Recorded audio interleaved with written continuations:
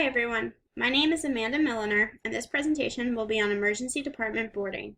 Throughout this presentation, you will hear me refer to the emergency department as the ED. Before we begin with this presentation, I first want to take a minute to explain what I am referring to when I say ED boarding. ED boarding is also known as ED overcrowding. These terms are referring to the extended period of time an admitted patient waits in the emergency department until being moved to the assigned hospital bed. This could be due to either the hospital being at full capacity or not having enough staff to transport the patient upstairs to the hospital bed.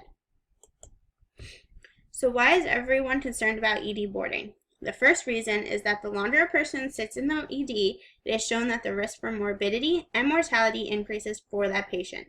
These patients are also put on the back burner, while the nurse attends to the newer patients.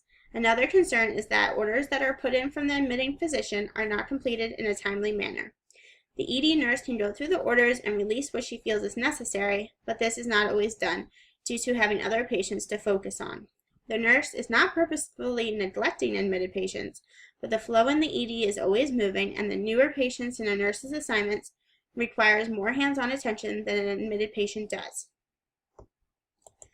This is a topic that is very near and dear to me due to personally working in the emergency department.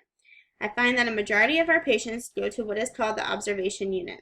This unit is designed for people whose plan of care includes having to stay in the hospital for less than 24 hours.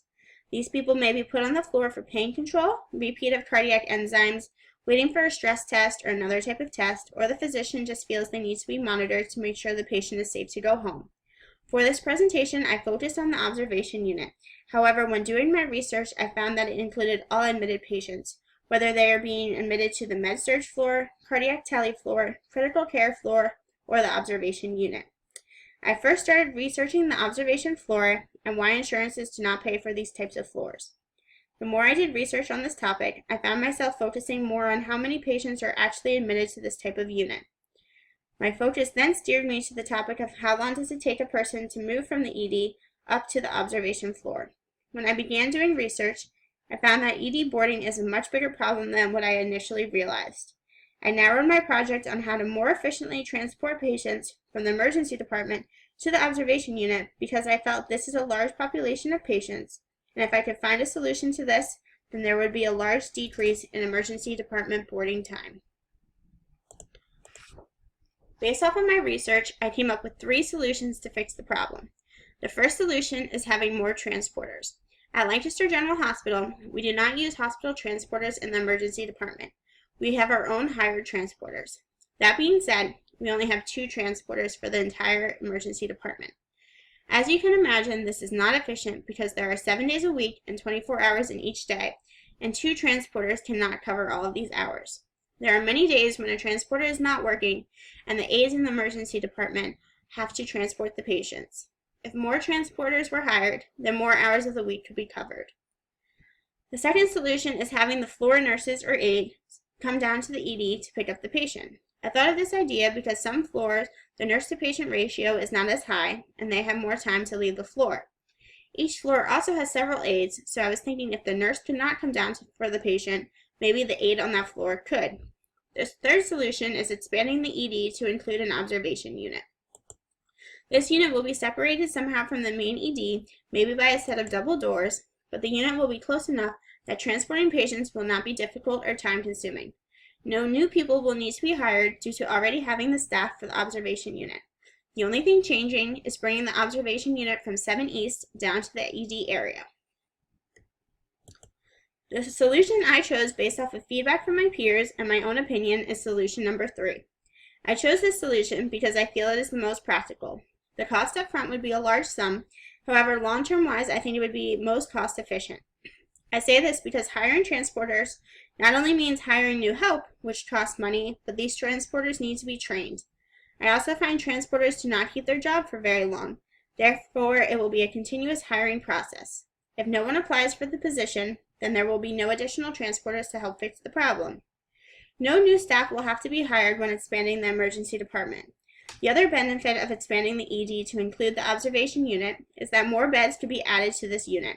Right now, the observation unit cannot expand due to having a set amount of beds on their floor. the unit was rebuilt to a larger area, then more beds could be added. This is my elevator pitch. This pitch would be used to present to the committee to help persuade them to approve this idea. Do you work in an emergency department where patient boarding is a problem? Patients who are boarded in the ED are at an increased risk of length of stay in the hospital, morbidity, and even mortality. Having an observation unit connected to the ED is an efficient solution to moving a large group of patients who have to stay in the hospital. This option is for those who are not admitted to the hospital, but those who the attending physician would like to stay in the hospital for less than 24 hours to run more tests.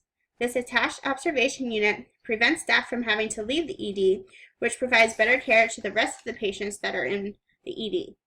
Help prevent patient harm and increase patient satisfaction by implementing this type of unit in your facility. So how does a facility start to make this solution possible? The first step is gathering all the research to show that this solution has been implemented in other facilities and has been successful.